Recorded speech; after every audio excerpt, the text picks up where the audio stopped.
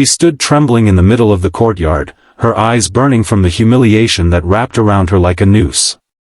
The laughter of the guests echoed through the marble halls, each cruel sound slicing deeper into her heart. Fatima's engagement ceremony had turned into her public disgrace. She had been dressed in silk, her face painted delicately, her hands shaking with hope, but all of it shattered when the groom's family stood up, sneered at her, and spat out the words that would haunt her forever. "She's too fat. We won't take her." The entire hall fell silent, then murmured, then burst into whispers and laughter. Her father's face turned pale with shame, her mother wept into her scarf. And before Fatima could even understand what was happening, her father, desperate to salvage his pride, made a reckless decision. He pointed toward an old man standing at the far end of the hall, a poor farmer who had come only to deliver milk for the feast. "Then take her," her father said bitterly. "If no rich man will have her, let this poor man take her as punishment for my misfortune." The words fell like a curse.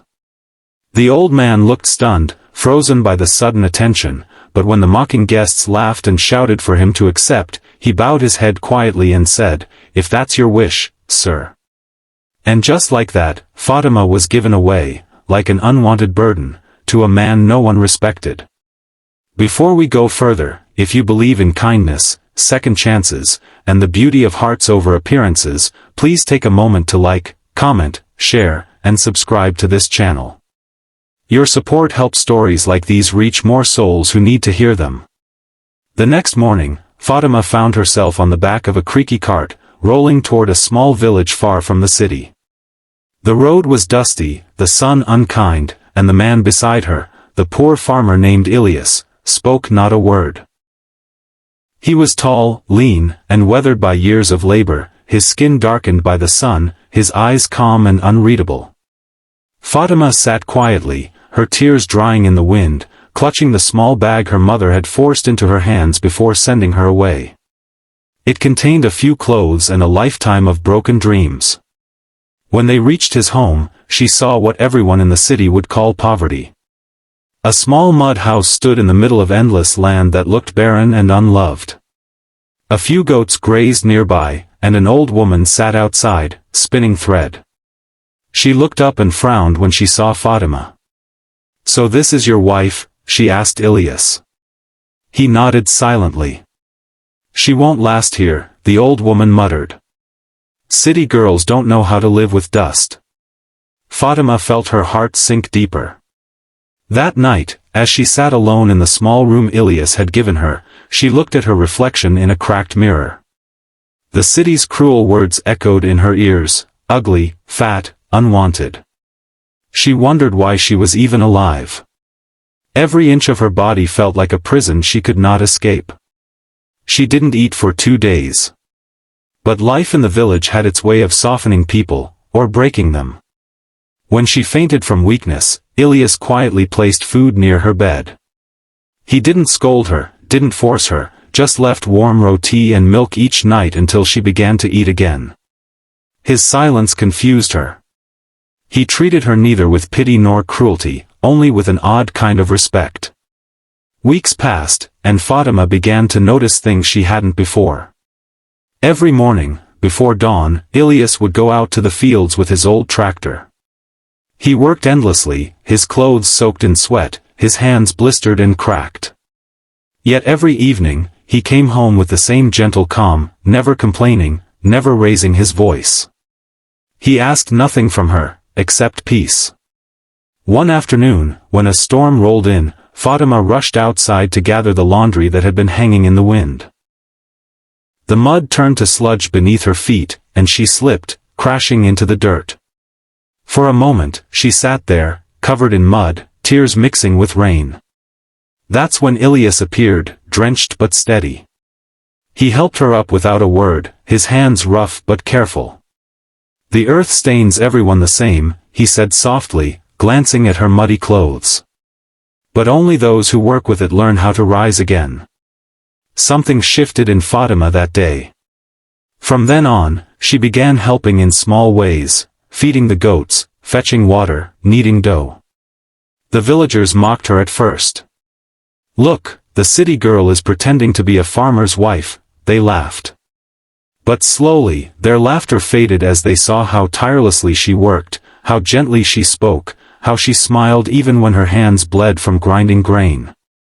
She began to notice how beautiful the sunsets were, how the golden fields shimmered at dusk, how peace lived in the quiet between the wind and the rustle of leaves. For the first time in her life, no one cared how much she weighed. They cared only how much heart she gave. Months turned into a year. Fatima had changed, not just in her body but in her soul. Her face had lost its sadness, her laughter had returned. She was no longer the girl who hid from mirrors. She was strong, grounded, and kind. But there was one thing she still didn't know, the truth about Ilyas. One evening, a group of city men arrived in expensive jeeps. Fatima was washing clothes near the well when she saw them. They walked straight to Ilyas, calling him, "Sir." She froze. "Sir?" They handed him documents, spoke of land deals and contracts, and one of them even said, "The next auction will bring in millions, Mr. Ilyas. Your estate will double in value." Fatima couldn't believe her ears. Estate? Millions? She hid behind a wall, listening, her heart pounding. The poor farmer she'd been given to as punishment was no ordinary man. Later that night, when Ilyas came home, she finally asked, her voice trembling, "Who are you really?" He sat quietly for a moment before answering. "I was never poor, Fatima. I own the land around this entire valley, thousands of acres. But I've seen how greed ruins hearts, how money blinds people. I left the city years ago, disguised as a simple farmer, because I wanted to find peace and truth. The world only values beauty and wealth. I wanted to see if anyone still valued kindness." Fatima's eyes filled with tears. "Then why did you take me?" "Because that day," he said softly, "when your father gave you away like you were nothing, I saw myself in you. I saw someone broken but pure. They punished me too once, for not being good enough for their standards. I wanted to give you what no one gave me, a chance to be seen for your heart, not your body." She couldn't speak. The truth overwhelmed her. Every kind gesture he'd shown, every quiet moment of care, it all made sense now. Over the next few months, Ilyas began expanding the farm, turning barren fields into lush gardens. Fatima stood beside him through it all, helping him plant trees, build new houses for workers, and open a school for village children. Together, they built something bigger than wealth, they built hope. The villagers who once mocked her now came to her for advice. They called her Bari Bibi, the Great Lady. When people from the city visited and realized who she was, their jaws dropped. The girl who had been thrown away like dirt was now the queen of thousands of acres, the wife of a man everyone respected. But what made Fatima happiest wasn't the wealth, it was that she finally believed she was enough. One day, while standing on the porch watching the golden fields sway under the evening sun, Ilyas came beside her and said, "Do you regret it? The way your life turned?" She smiled through tears. "No. If they hadn't thrown me away, I would never have found where I truly belong." He took her hand gently. Then perhaps what they called punishment was really a blessing. Years later, their story became a quiet legend in the village, a reminder that kindness often hides behind rough hands, and that the people we reject are sometimes the ones the heavens choose to bless. Fatima would often tell the children who visited their farm, "Don't let the world define your worth. Beauty fades, money changes, but a pure heart, once found, can turn dust into gold."